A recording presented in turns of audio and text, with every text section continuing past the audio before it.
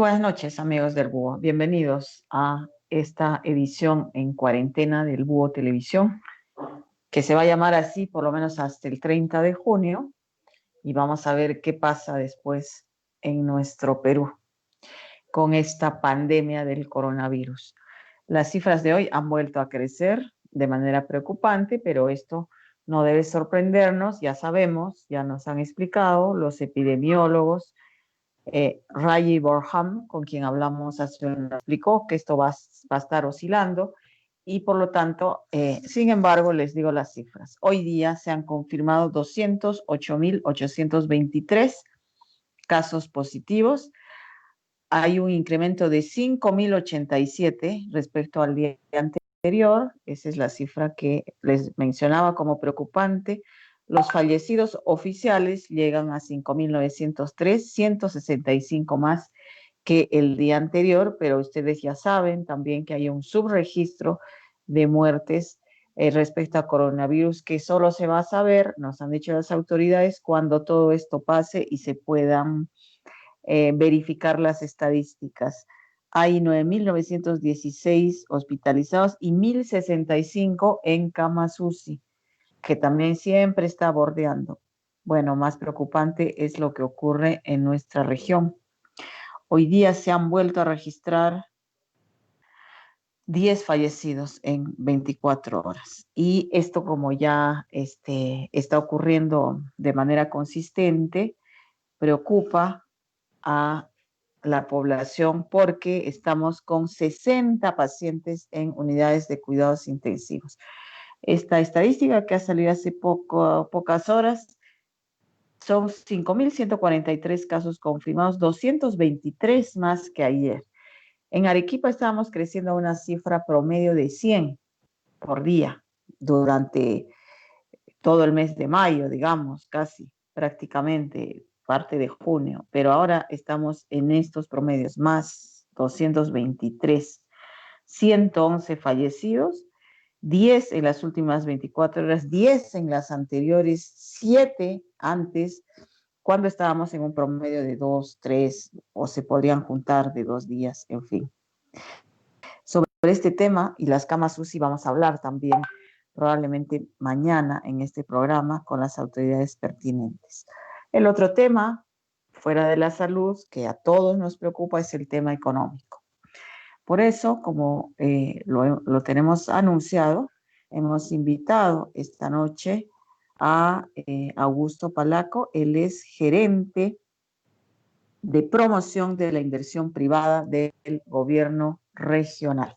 Está con nosotros esta noche para hablar de ese tema precisamente. ¿Cómo vamos a promover la inversión privada para la reactivación económica? ¿En qué áreas y de qué manera? Buenas noches, señor Palaco. Bienvenido al Búho. Muy buenas noches, Mabel. Un gusto de estar con ustedes en el Búho y con todos los televidentes de vuestro inventado programa. Muy bien. Aprovecharé para mencionar que este programa adicionalmente a nuestro sitio web y nuestras redes sociales se transmite a partir de las 9:30 de la noche por la señal de TV Mundo. Muy bien, entremos en el tema. Hay un programa, señor Palaco, específico para promover inversión privada post-COVID. ¿Cómo la pandemia y esta paralización de ya casi 3 meses ha detenido, en todo caso, el programa anual o los proyectos que tenían en cartera? Vamos a hablar seguramente durante el programa, más específicamente, por ejemplo, de Majes, Iguas, por ejemplo, de Tía María y otros proyectos mineros, pero en general, díganos, ¿se ha alterado el plan que tenía su oficina, su gerencia? ¿Cómo ha influido positiva o negativamente, que es más probable, esta situación inesperada de la pandemia? Efectivamente, Mabel, la pandemia ha alterado todos los planes, proyectos, no solo en en Perú, sino en el mundo. Y no solo en el Perú, sino también en la región de Arequipa. Yo quería entrar en materia antes, porque efectivamente, escuchando tu comentario previo a nuestra entrevista, mostrabas una estadística efectivamente preocupante, y eso es porque lo hemos venido anunciando, pero de repente, pues, a través de un medio más potente como es el tuyo, que sale más allá de los medios de la región, en Arequipa recién debemos llegar a la meseta o al tope es el punto máximo que estaba previsto entre el 20 y el 30 de junio.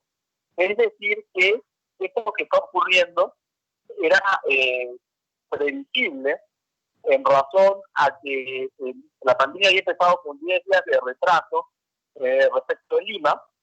Lima está entrando ya en picos, o viene entrando en picos desde hace más o menos 10 a 15 días, que son los que motivan esta estadística tan alarmante que tú asertivamente, correctamente has indicado.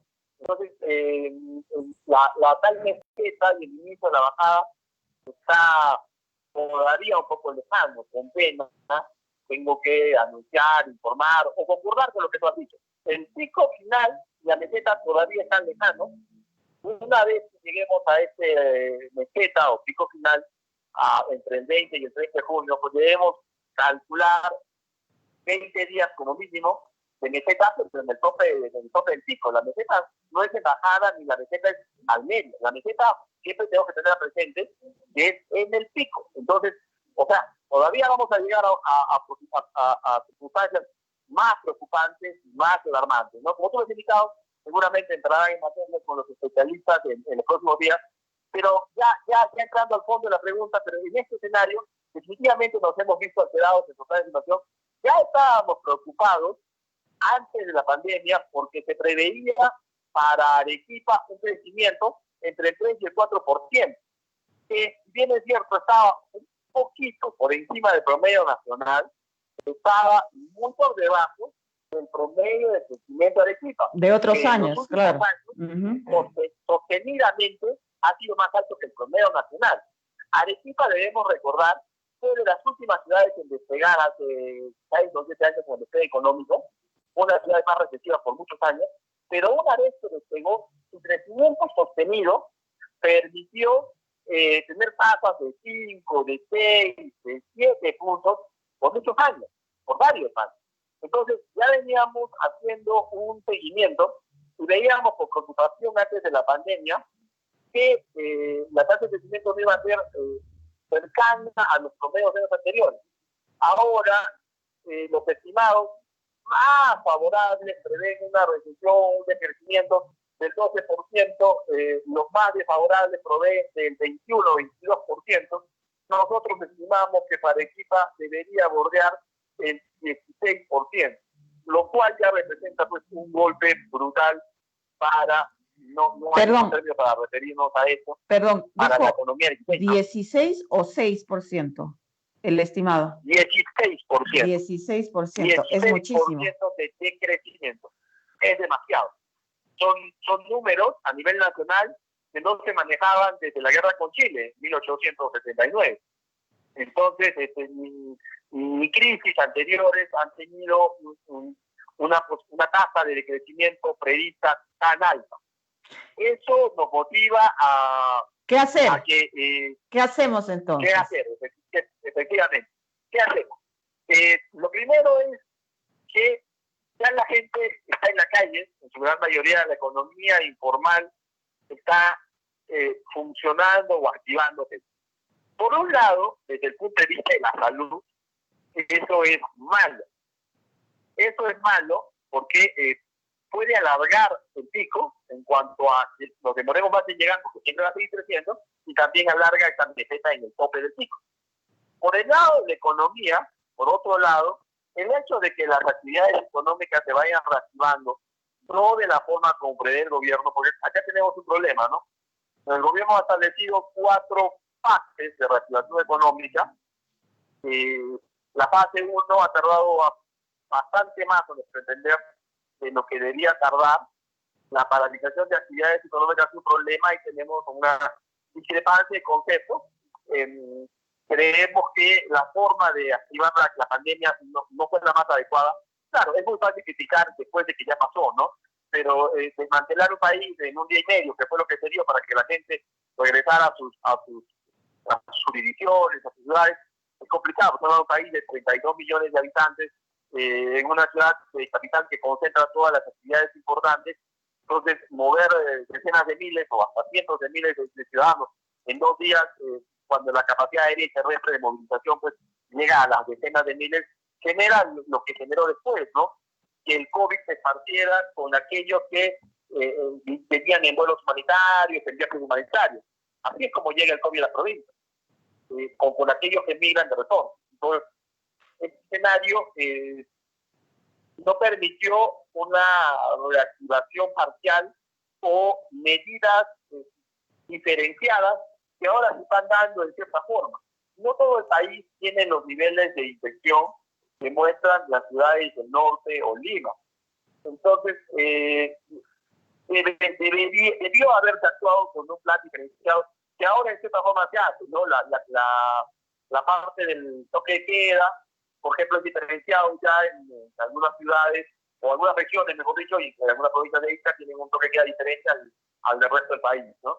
En cuanto a la producción, tenemos que, si bien es cierto, nunca se paralizó minería, sectores que proveían diversos servicios para ellos sí. Y ahí tenemos otro problema. Mientras que Chile, en el mismo periodo de pandemia y cuarentena, aumentó su producción de cobre 12%, la nuestra ha disminuido cerca de los 20 puntos. Entonces, hay que explicar tratamientos que debieron darse a algunas actividades importantes que generan movimiento, ¿no? Por ejemplo, tenemos que Lima registra que el COVID, de acuerdo a las gráficas de calor, registra que el COVID ha viajado en metropolitano y en el tren eléctrico, como todos hemos visto en las investigaciones a nivel nacional, porque ha seguido la ruta de estos transportes. Entonces, bueno, la distancia más pequeña, podemos suprimir el transporte público, pero la restricción de los vehículos particulares, a nuestro entender, también resultó innecesaria. ¿Por qué? Porque los vehículos particulares son usados por las familias para llegar de un punto a otro, para trasladarse, y al no haber, y el hecho de no haber transporte público permite menores niveles de infección, que solo viajan 1 o 2 personas las necesarias, ¿no? Quizás debe haber desde el principio reducción de la capacidad, ya un coche, 1 o 2 personas, no tiene por qué salir toda la familia. Al circular más vehículos, también genera mayor consumo de combustible, lo cual puede ser visto no muy agradable por parte de los grupos ecologistas, pero la disminución de la venta de combustibles genera una baja en la recaudación directa del IGB y del selectivo al consumo al combustible. Estos son los principales fuentes de recaudación que permiten ingreso al Estado. Siempre se criticó que el Estado debió haber encontrado mejores formas para recaudar. Al fin y al cabo, 40 años después, no ha encontrado mejores formas. Y entonces, solito el Estado cierra la forma que tiene más básica de recaudar, venta de combustible, de petróleo, gasolina, de 50, 90, mientras más cara la gasolina, más alto el bueno. Entonces, el gobierno mismo cierra la propia forma que tiene de recaudar. Ahora tiene serios problemas de recaudación, porque son cosas que, claro, en el momento no se piensan en la pandemia, definitivamente la cosa complicada para todos, ¿no? A ver, centrémonos ¿cómo llegamos a esto? Por ahí venimos, ¿no? Un poquito en la región. Entonces, usted acaba de tocar el tema minería. Si bien es cierto, tenían autorización, pero no han estado, o sea, solo para cosas estratégicas, la gran minería, o estamos hablando cuando hacemos esos cálculos, no sé si estamos hablando de la gran minería o de la minería artesanal, No, la gran minería, estamos hablando de la gran minería, la minería artesanal no hay una estadística exacta de lo que genera, además tenemos que aquí se desmanteló, ¿no?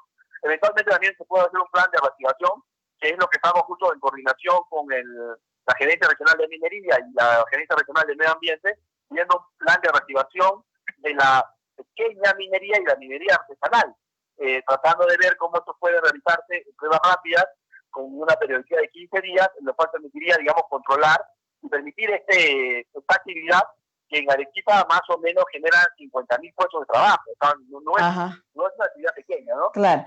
¿Cuál es? De que hay que formalizar.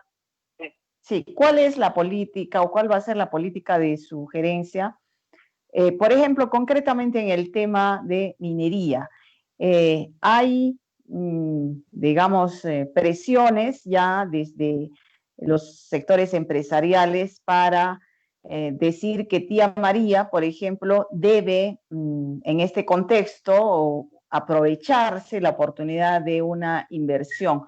Por otro lado, pero digamos, el gobierno regional ha tenido como política o como decisión política apoyar a los agricultores de Cocachacra que no desean esa inversión. Por otro lado, también ha habido algunos problemas con otros centros mineros como Buenaventura, porque hubo una cantidad de contagios y de repente, digamos, eso puede producirse en cadena, ¿no? Es una actividad que genera Arequipa, que de hecho es la que ha generado ese crecimiento del que usted ha estado hablando hace un momento, ese alto crecimiento, básicamente ha sido por la actividad minera, ¿no? Pero por otro lado están los conflictos sociales. Hay una decisión política ahí que tomar. ¿Cómo lo están encarando ustedes? Bien, como punto de partida, debemos señalar que Arequipa siempre ha sido una región minera. No se pueden cerrar los ojos a la realidad. Y además es un punto de partida para asumir las cosas tal y como son. En ese escenario, el gobierno regional y el arquitecto de Mercader, nuestro gobernador, nosotros no tenemos una política antiminera, ni anti pequeña minera, ni anti gran minería. El proyecto, la actividad minera que ya estaba afectada, que no tiene problemas legales ni ambientales, se viene desarrollando con absoluta normalidad. Hay que ver cómo impulsar proyectos que no tienen conflictos. Nosotros estamos continuando las evaluaciones del tema de papas de Pombo en Caravelí, Zafranal y otros proyectos mineros que nos muestran y que no están en el mapeo de la Defensoría del Pueblo como conflicto. Ahora, en el tema específico de Tía María, no vamos a reducir ese punto. No es un tema de política o de propuestas de campaña. Que María revise dos conflictos ambientales muy importantes. El primero es el conflicto con lo que se refiere a la zona de las lomas de Totecachén, que están definidas como zona ambientalmente, ecológicamente protegidas por normas del Ministerio de Agricultura, es decir, del propio gobierno central.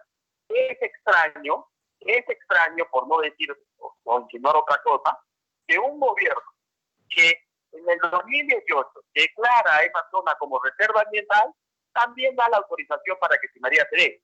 O simplemente es que el Ministerio de Agricultura no ha conversado con el Ministerio de Minas, porque no es ambientalmente una zona de protección por el Consejo Regional, o por un decreto regional, o por una resolución ejecutiva regional. No, lo es por una resolución ministerial del Ministerio de Agricultura.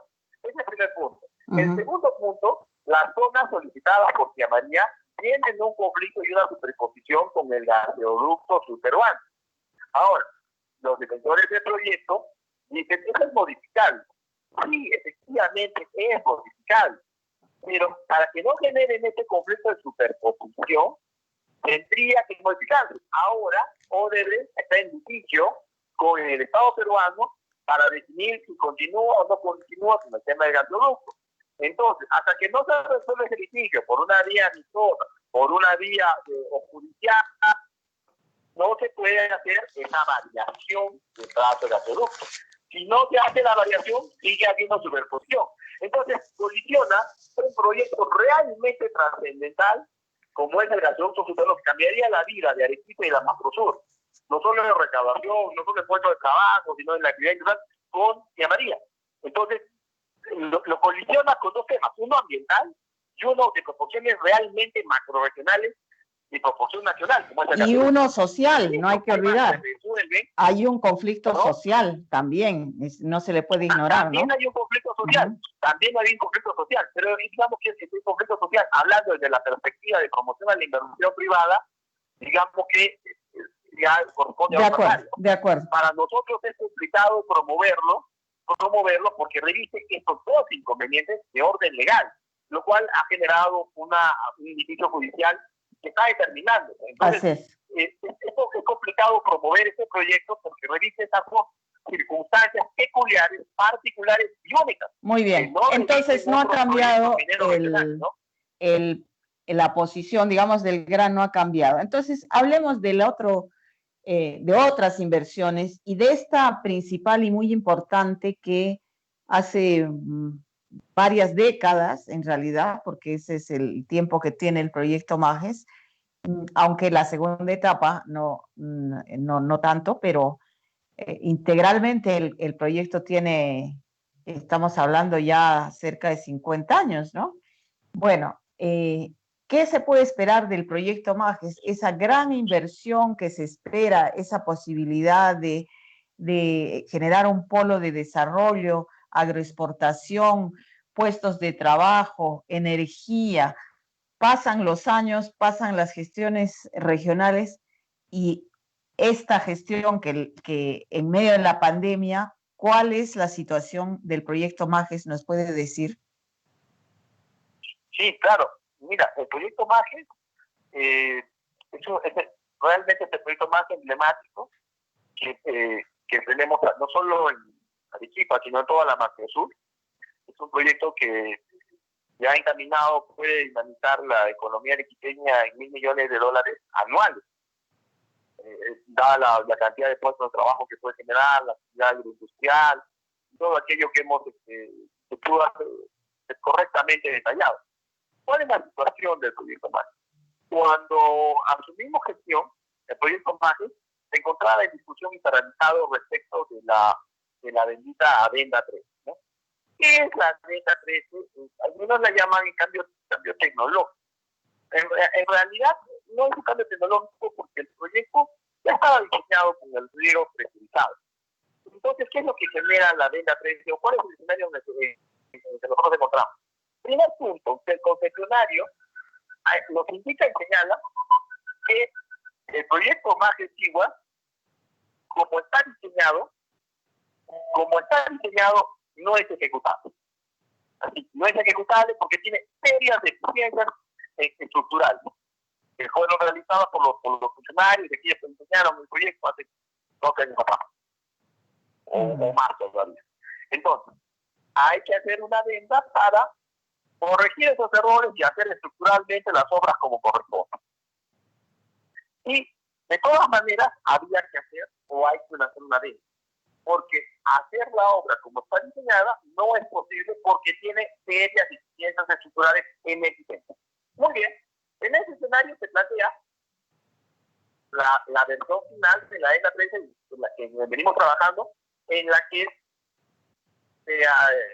la que se ha venido discutiendo con los técnicos, se ejecutan los canales y se presuriza o se entuba el agua desde los canales, ¿no? Ya no va solo por canal, sino que el agua se entuba, ya sale entubada, lo cual permite que el agua llegue presurizada con presión y caudal a cada una de la cabecera de cada macro parcela de 200 hectáreas. Antes de eso, el agua llegaba o debería llegar, según el diseño anterior, que tiene deficiencias estructurales, el agua debía llegar por canales a cada macroparcela, lo que significa que cada adjudicatario o comprador de una macroparcela de 200 hectáreas tendría que construir en un terreno que no es el suyo un vaso regulador y un sistema de presurización de tuberías y canales de aproximadamente 2 kilómetros para poder presurizar el agua dentro de su parcela. Entonces, con el Adenda 13, lo que se espera ahora es que el agua ya llegue presurizada y ningún adjudicatario, eso es muy importante, tenga que construir un vaso regulador y los canales para presurizar su agua. Porque luego tendríamos que hacer que conversen o coordinen o concatenen cada conexión de tubería y cada vaso regulador de cada adjudicatario, el 1 con el 2, el 2 con el 3 y el 3 con el 4. Como cada uno hace su obra, comprenderá usted lo difícil que sería hacer que estructuralmente y en temas de planos de ingeniería concuerden o conecten cada una de estas. Y terminaría ocurriendo lo que ocurre en la primera etapa. Si usted conoce parte de la problemática de la primera etapa, esta es que las parcelas que están en la cabecera consumen casi todo el agua y la presión. Las que están más abajo reciben menos presión y menos agua. Entonces, era para entrar en el mismo mal del cual adolece la primera etapa. Por eso es que se aceptó suscribir la ETA 3. Entonces ya tiene un monto que está cerrado y nos encontramos en la etapa de que los contratos y las sanciones diferentes de ya concordadas entre el concesionario y el concedente, es decir, entre el gobierno regional y la empresa adjudicataria, debían ser evaluados.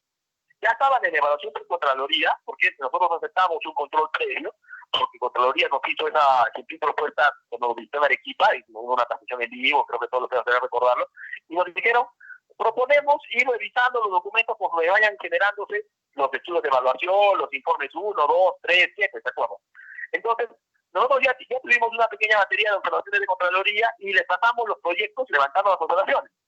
En la espera de esa respuesta de Contraloría y en la espera de que con eso poder presentar ya formalmente para la aprobación final de Proinversión, de Contraloría, del Ministerio de Agricultura y finalmente el único vinculante obligatorio del Ministerio de Economía y Finanzas, nos agarra la pandemia.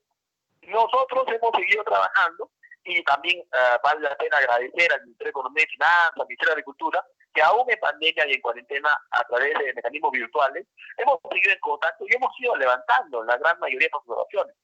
Estamos esperando que el término de la cuarentena y el término de la cuarentena básicamente, para poder ya presentar formalmente toda la documentación que permita la suscripción de la adenda, lo que a su vez permitirá el inicio de la ejecución de obras por parte del concesionario. Por parte de nosotros, hemos iniciado lo que son algunas vías de accesos que corresponden al perímetro de la zona de parcela, que desde el contrato inicial ya estaba claro que correspondían al Estado peruano, representado por el gobierno regional. Muy bien, entonces resumiendo. Las obras de infraestructura mayor están a cargo de Cobra. De acuerdo. Resumiendo, entonces, el tema de la Adenda 13 está listo para su aprobación final y con eso se destrabe el proyecto. Pero aún hay críticos respecto, uno, al monto de $100 millones, si realmente está justificado y por qué el concesionario Cobra no se compromete, no ha hecho su cierre financiero. Hay, digamos, la preocupación que se le esté favoreciendo con esta adenda porque prácticamente no pone nada y todo va a tener que ir por cuenta del gobierno nacional, ya que el gobierno regional tampoco tiene, digamos, las espaldas como para un mayor endeudamiento o un mayor aporte, ¿no? Y más aún cuando, digamos, el gobernador regional fue uno de los principales críticos de la Adenda 13 durante la campaña electoral.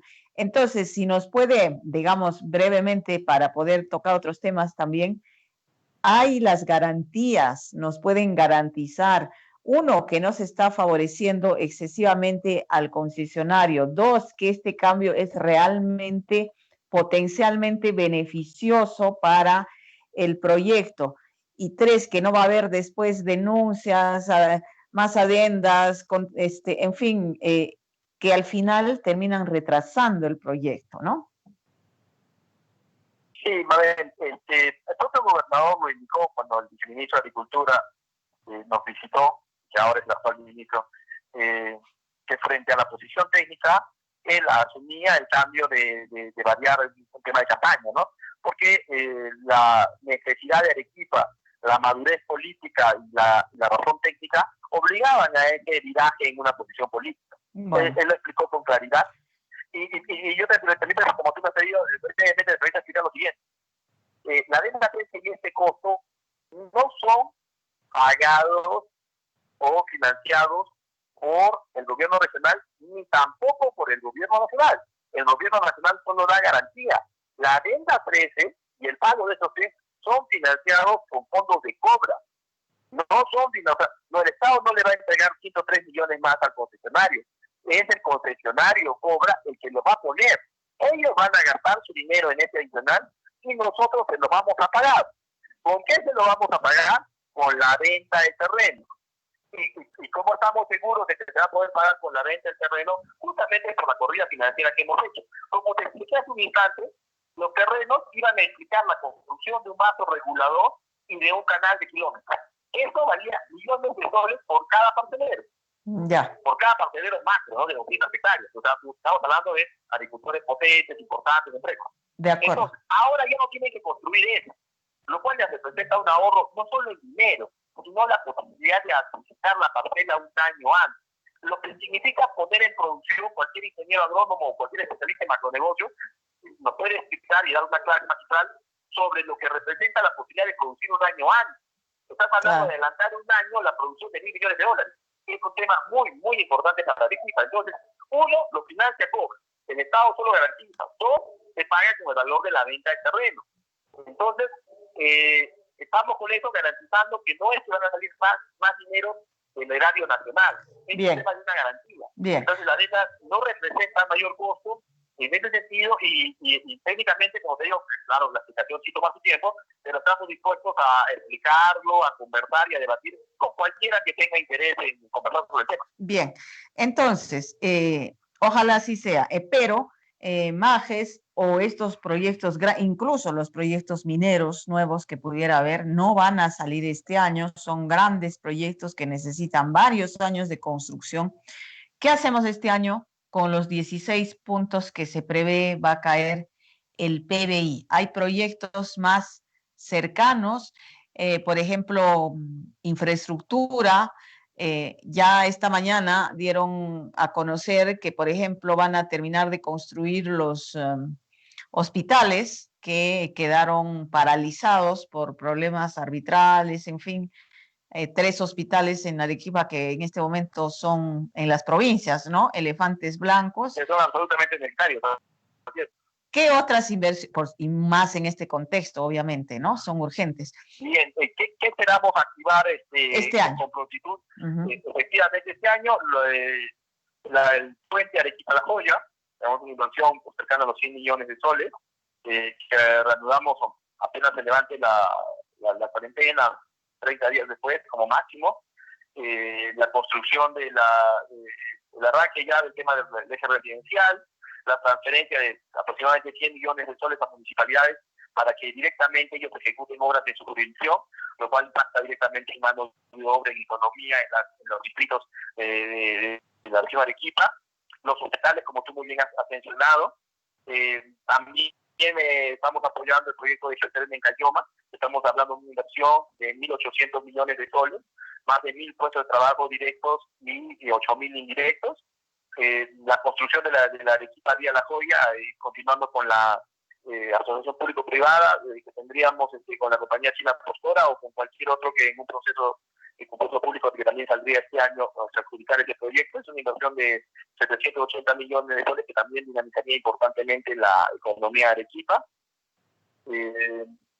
También continuamos con el proceso de Yuti-Yucla. Recuerda que más que Siguas no solo en la parte agrícola, estamos hablando de Yuti-Yucla, que en el Luz del Sur, que ahora ya no es propiedad de una transnacional canadiense, sino propiedad de una transnacional china, Tres Gargantas, que ha tenido las acciones de Luz del Sur, ha ratificado su compromiso en la inversión de estas hidroeléctricas. Estamos hablando de aproximadamente 600 millones de dólares más en la ejecución de las mismas. Digamos que son los proyectos más emblemáticos y de ejecución para este año que ayudarían a dinamizar la economía. Pero mantenemos el equipo de trabajo con Redi, con la Cámara de Comercio, para encontrar todos esos puntos que ellos nos señalen, en los cuales podríamos ayudar a dinamizar la economía de Arequipa, pues, ¿no? Y tratar de reducir esos 16 puntos en lo más posible, y permitir que el 2021 permite ya la recuperación de esos puntos, ¿no? Y para la microempresa, digamos, no es exactamente el campo, ¿no?, de sugerencia, pero no es su competencia exactamente, pero digamos la economía se articula está integrada, ¿no? No está en compartimentos separados. Entonces, por ejemplo, hablamos de obras de infraestructura que va a generar una cierta cantidad de empleo, va a generar compras en esos rubros, pero ¿qué más se puede hacer desde el gobierno regional para ayudar a otros sectores productivos, especialmente de microempresas? No sé si tienen en ese sentido algún plan concreto. Sí, bueno, tenemos el Procumpito, que está a cargo de la Gerencia de Producción, el cual estamos fortaleciendo. Adicionalmente, vamos a ver los procedimientos de compra.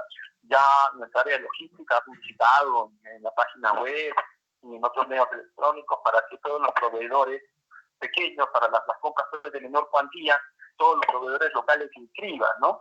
Entonces estamos activando protocolos internos para que todas las compras de menor cuantía, de insumos locales, de o producción que pueda realizarse en Arequipa, se prefiera, se coja, y estamos hablando de operaciones directas, por sobre empresas de otros lugares, ¿no? O sobre traer productos y mercancías de Lima o del extranjero. Entonces sí, estamos activando el protocolo, como les digo, prueba de ello es que probablemente en las redes todos ustedes hayan podido ver que el gobierno regional está invitando a los proveedores que se inscriban, que se postulen y también para obras en particular, ¿no?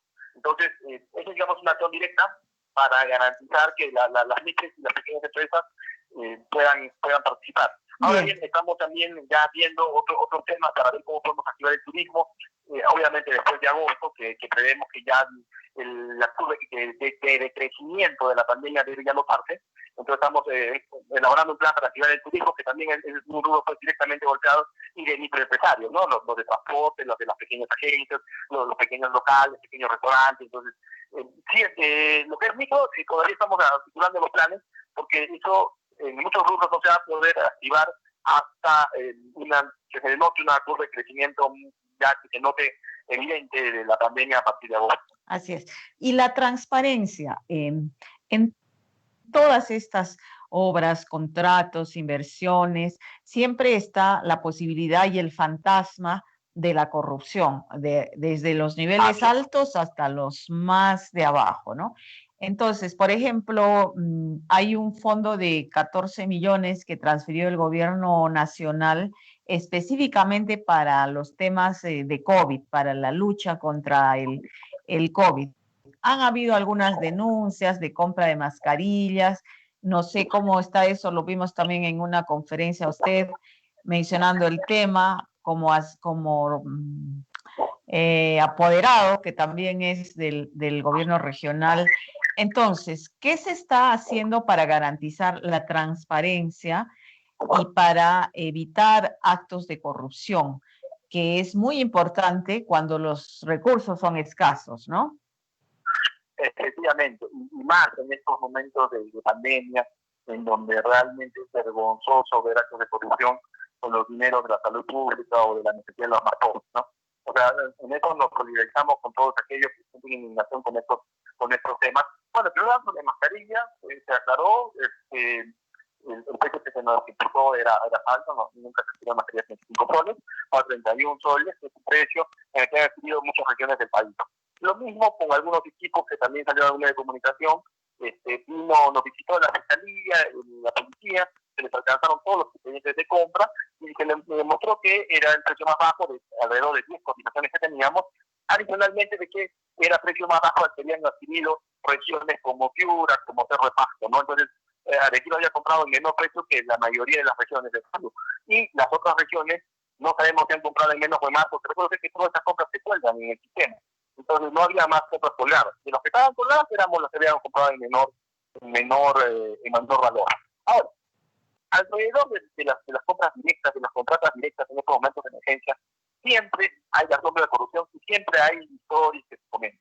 El gobernador regional, el secretario, ha dado expresas indicaciones y cada directorio diferente que tenemos, él nos indica con suma claridad de que no deben haber actos de corrupción, que se descubra será severamente sancionado y denunciado por nosotros mismos.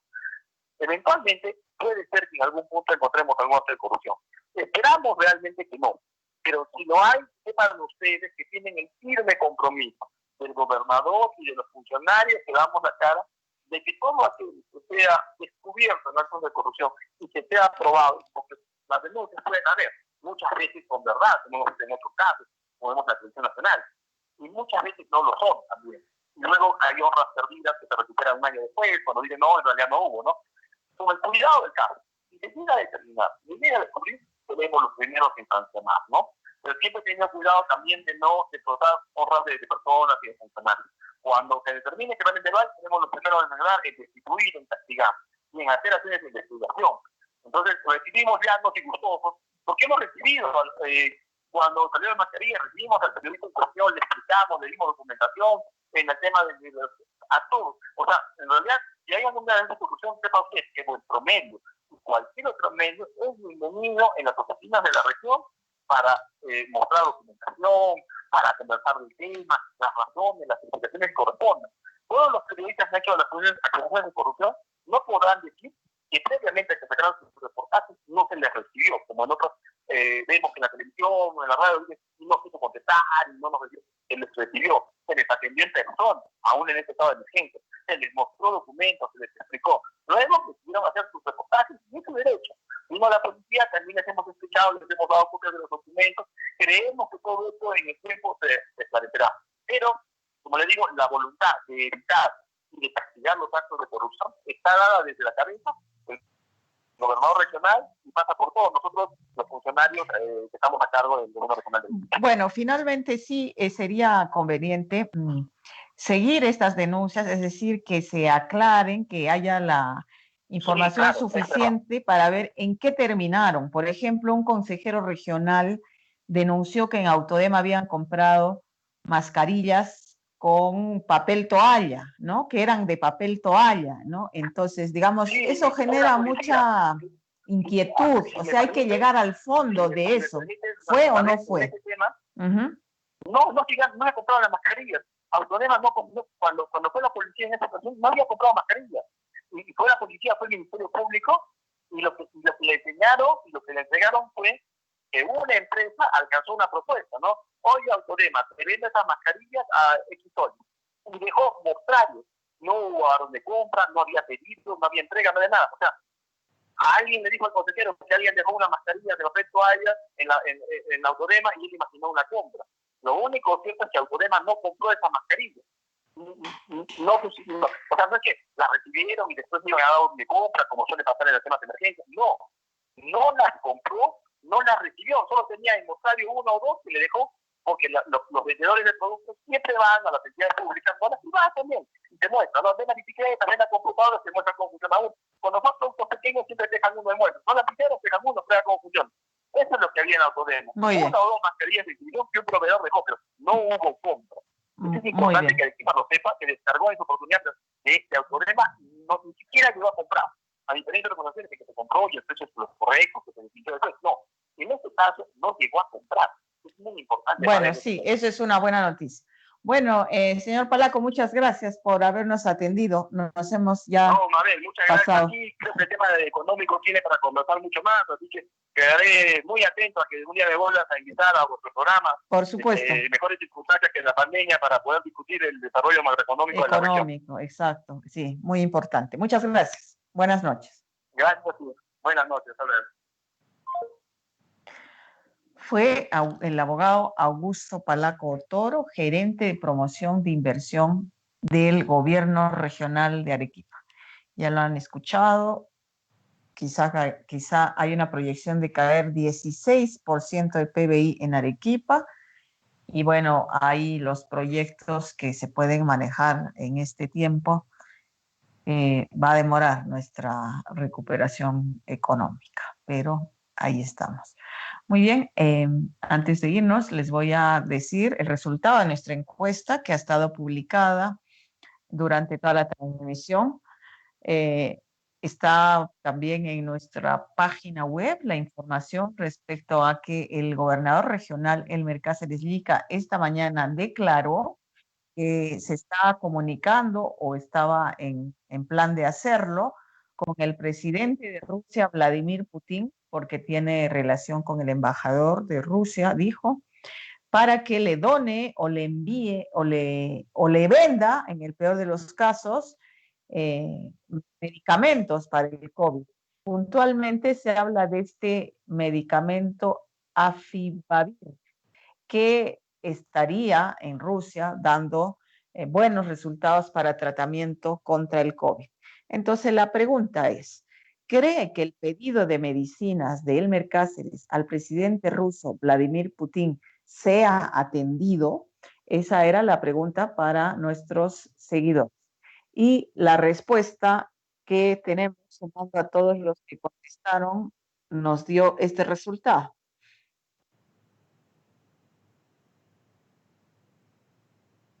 Muy bien, está más o menos dividida la opinión.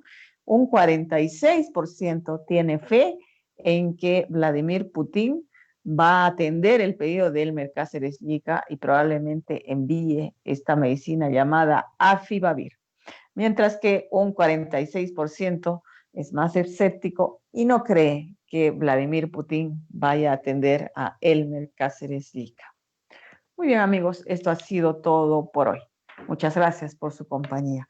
No dejen de visitar nuestra página web www.elbuo.pe